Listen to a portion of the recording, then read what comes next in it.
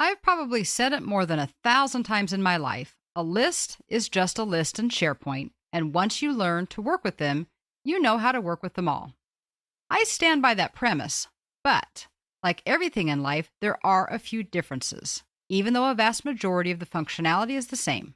If there wasn't, there wouldn't be different types of lists, right? In this chapter, we want to briefly work through how to use some of those special features. We're not going to rehash everything else, just the specific functionality differences. You can run with it from there once you understand what the slight differences are. So, we're going to talk about discussion boards, wikis, surveys, and blogs. The core functionality of lists will get you a long way, but some lists, either because of the type of content they hold or the way they need to function, have additional or slightly different methods. Discussions, as their name implies, allows you to follow the thread of a discussion. Wikis are like typing on a regular web page, but they also have special syntax you can use to designate things like links. Surveys don't look like lists, but they are. It's just the columns are questions, and the fields that you'd normally fill in are the responses that you'll provide. And blogs, of course, allow you to share information in an informal way, but they must be managed to be effective. Because these are all probably somewhat familiar, but may not be, we need to understand what they are, how they work, and how to use them in order to effectively utilize them in SharePoint. Okay, so first, why even use a discussion on SharePoint? The answer is actually very simple. Exchanges via email are private and will remain private, but they're also difficult between groups. And this is the way we've done conversations and discussions for probably the past 10 or 20 years.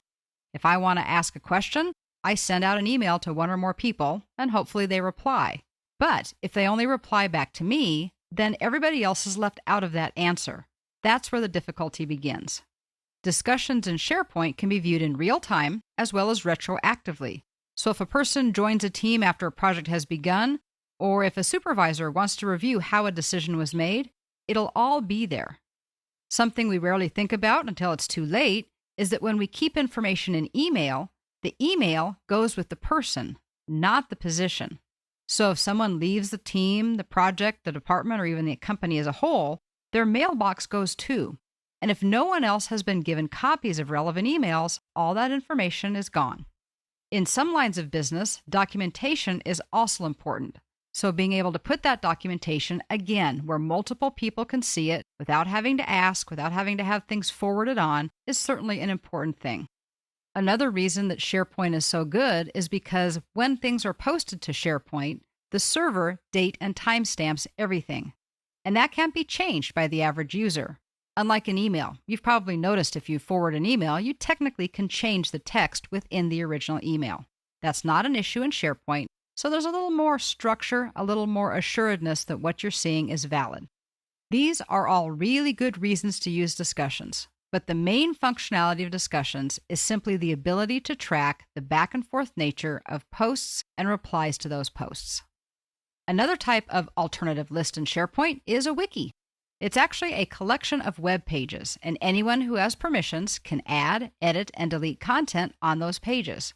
This is important because not all information belongs in fields, and sometimes actual files like Word documents limit who can access the information. For example, maybe they just don't have that particular software to view it. Another thing to consider is that when someone posts a list item or even to a discussion board, what they say is in some ways isolated as its own entry. Sometimes more than one person has something to contribute, and wikis allow that to happen. If we ask what the ultimate network is, the answer is, without a doubt, the internet. If we ask what the ultimate example of the power of the wiki is, at the moment, it has to be Wikipedia. Most people have heard of Wikipedia. In case you didn't know it, the hosts of Wikipedia don't actually add any content. It's all added by users, and each article or topic isn't written by one person. It's started by one person, then anyone else can add to it. So if someone like me starts an article about wikis, I can add a lot of good information that I know. But believe it or not, even I'll admit, I don't know everything. No one does. And every person also has a different perspective or experience. So when we allow others to add to what another person starts, it only gets better and stronger. That power of multiplicity in wikis in SharePoint is unbelievably powerful. Now you can allow several people to provide their input about business, a product, a marketing concept, a topic, a policy, whatever it may be.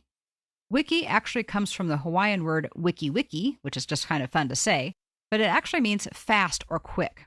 And it started because it was much faster and quicker to develop content when users could just add it to an existing document instead of having to go through all of the formal web publishing processes and old-fashioned document routing that we used to do with documents.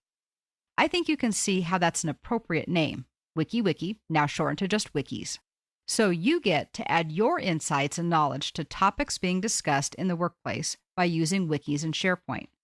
There's one possible drawback to wikis, and that is because they are open to authoring by anybody who has permissions, if people don't act responsibly, they can kind of spoil them.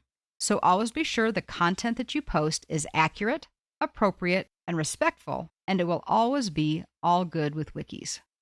Since most of us know how to type at this point, and wiki pages are just pages like documents that we can type into, we don't need to learn anything about them, right? Well, not exactly, because the very last bullet point that we have here, our functionality focus, is called that wiki syntax. Wikis actually have a very special syntax for working with links. So what is this wiki syntax? Well, like all web pages, wikis use codes to denote a link. And what would web pages be without a link? Wiki links, however, are much simpler than typical HTML links. They use double square brackets to denote links. So when you're typing along and you want to link to something, you simply put whatever it is you want to link in double opening square brackets. Now, as you type the opening square brackets, SharePoint is going to be nice enough to display a drop-down list of web pages that are in that site. So you don't have to remember the exact name of a web page. All you have to do is select it from the list. After you've selected from the list, then simply type double closing square brackets. When the page is saved, that typing will be translated into a functional link. An example is what we see here. This page on Wiki Syntax offers great tips. When that is saved as part of a wiki page, the text Wiki Syntax will become a link going to a page in the SharePoint site called Wiki Syntax. So far, so good? Trust me, double square brackets is a whole lot easier than having to type HTML code for links. Now that's how you reference an existing page, but you can also reference things like list names. If necessary, all you have to do is type the double brackets. When that list is displayed that shows you page names, at the very bottom, it will also give you opportunities to go to a list or a view. If you click List, it will add the word List after your opening square brackets, and then display a list of all of the lists that are in the SharePoint site. So what we can see here is if we want to create a link that says, if necessary, find the vendor you need in the contacts list, then we would type it this way. Contacts is the name of a list in our SharePoint site. When the page is saved, this becomes a link to the actual contact list. And as I said, you can also do this for specific views of lists. Here's something that's even more cool. If you're in the middle of editing a page, maybe somebody else has written the page, and you decide that you need to create another page, but you don't want to stop, go out, create the page, then come back into the current page and create the link. That's the way we've always had to do it. The destination for a link had to exist before you could link to it. Kind of makes sense. But in wikis, it's easier. To create a new wiki page that doesn't exist yet, all you have to do is the same thing we've been doing all along. Type the double square brackets, put the name of the new page that you want to create in the square brackets. That's going to create a link to nowhere when the wiki page is saved. The link, however, is going to appear with a black dotted underline. The first time somebody clicks on that link, and by the way, it can be today, tomorrow, or a year from now, and it also can be you or anyone else who uses the wiki page, they're going to be prompted with a new page dialog to create that new page. So this is really a great method to be able to create information on the fly, or maybe even to put something in where you're really saying, somebody else needs to create this page. This is information we need. I'm going to put the link into it, but then somebody else can create it later on. Now that we've learned a little bit about discussions in wikis, let's move on to blogs and surveys in part 2 of this topic.